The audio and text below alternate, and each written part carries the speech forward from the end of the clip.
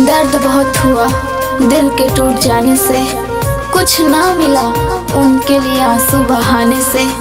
वो जानते वजह मेरे दर्द की, वो जानते वजह मेरे दर्द की, फिर बाज ना आए मुझे आजमाने से। Studio total records Delhi. प्यार मोहब्बत खेल हो तो काहे बनावेला, प्यार मोहब्बत खेल हो तो काहे बनावेला।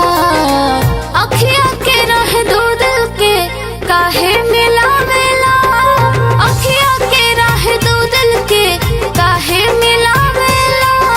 सपना देखा के प्यार में दूर भेजावेला, सपना देखा के प्यार में दूर भेजावेला।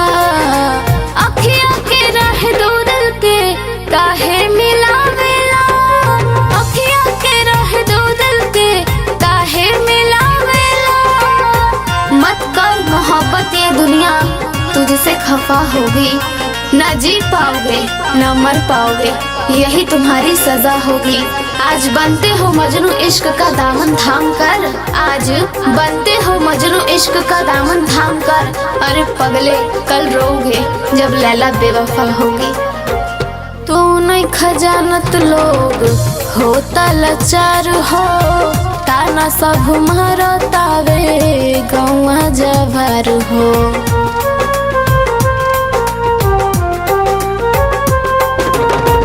तू नहीं खजानत लोग होता लाचार हो, ताना सब मारतावे गौवा जवार हो।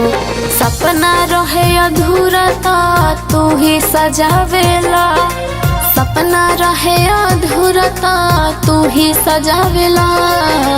अखिया के रहे दो दिल के काहे मिलावेला, अखिया के रहे दो दिल के काहे मिलावेला। दिल टूट जाता है पर खनक नहीं होती, धड़कने रोती है पर पलक नहीं रोती। मोहब्बत नाम है खुदा की बंदगी का, मोहब्बत नाम है खुदा की बंदगी का।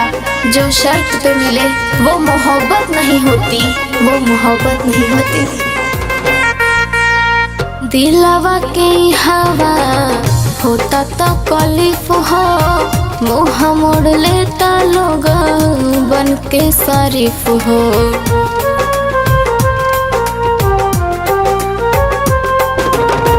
दिलवा के हवा होता तकलीफ हो, मुँह मोड़ लेता लोग बन के शरीफ हो। संजय सलोना खुश के विश्वास उड़ावेला, संजय सलोना खुश के विश्वास उड़ावेला।